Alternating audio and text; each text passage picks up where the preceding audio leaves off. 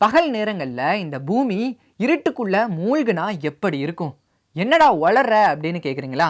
இந்த மாதிரியான ஒரு நிகழ்வு கூடிய சீக்கிரமாவே நம்ம பூமியில நடக்க போகுது அப்படின்னு சொல்லிட்டு ஆராய்ச்சியாளர்கள்லாம் சொல்லியிருக்காங்க. இதுக்கான காரணம் என்ன அப்படின்னு பாத்தீங்கன்னா சூரிய கிரகணம் தான்.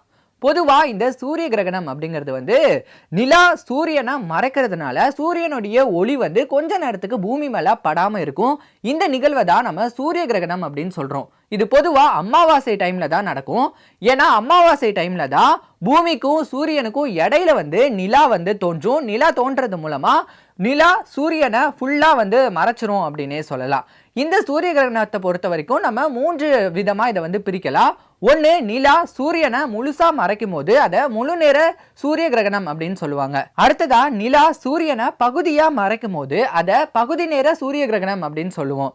அடுத்ததா சில நேரங்கள்ல பாத்தீங்கன்னா சூரியனை நிலா மறைக்கும் போது சூரியனுடைய வெளிப்புற ஒளிவட்டம் பூமியில தெரியும். ஸோ அதை வளைய சூரிய கிரகணம் அப்படின்னு சொல்லுவோம்.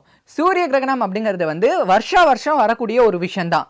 ஆனா 2027 ஆகஸ்ட் 7ஆம் தேதி திங்கட்கிழமை வரக்கூடிய சூரிய கிரகணத்தினால பூமியே இருளுக்குள்ள மூழ்க போகுது அப்படின்னு சொல்லிட்டு ஆராய்ச்சியாளர்கள்லாம் கணிச்சிருக்காங்க. பொதுவா ஒரு சூரிய கிரகணம் அப்படிங்கிறது 3 நிமிடங்களுக்குள்ளேயே முடிஞ்சிடும். ஆனா இப்போ 2027 வரக்கூடிய இந்த சூரிய கிரகணம் 6 நிமிடங்கள் 23 வினாடிகள் வரைக்கும் நிலைச்சிருக்கும் அப்படின்னு சொல்றாங்க. இதே மாதிரியான ஒரு அரிய நிகழ்வு இதுக்கப்புறமா 100 வருடங்கள் கழிச்சு தான் நடக்கும் அப்படிங்கிற மாதிரி ஆராய்ச்சியாளர்கள்லாம் சொல்லியிருக்காங்க. அதாவது 2177ஆம் ஆண்டுல தான் இதுக்கப்புறமா இதே மாதிரியான ஒரு அரிய நிகழ்வு நடக்கிறதுக்கான வாய்ப்புகள் இருக்கு அப்படின்னு சொன்னதுனால இந்த சூரிய கிரகணத்தை பார்க்கறதுக்காக உலக மக்கள் எல்லாருமே ஆவலோட காத்துட்டு இருக்காங்க அப்படின்னு தான் சொல்லணும். என்னதான் இவங்க ஆவலோட காத்துட்டு இருந்தாலுமே இவங்களால வெறும் கண்ணால இந்த சூரிய கிரகணத்தை பார்க்க கூடாது, பார்க்கவும் முடியாது. ஸோ அதுக்கு பதிலாக நம்ம இஸ்ரோவுடைய கண்ணாடியை பயன்படுத்தி இந்த சூரிய கிரகணத்தை பார்க்கலாம்.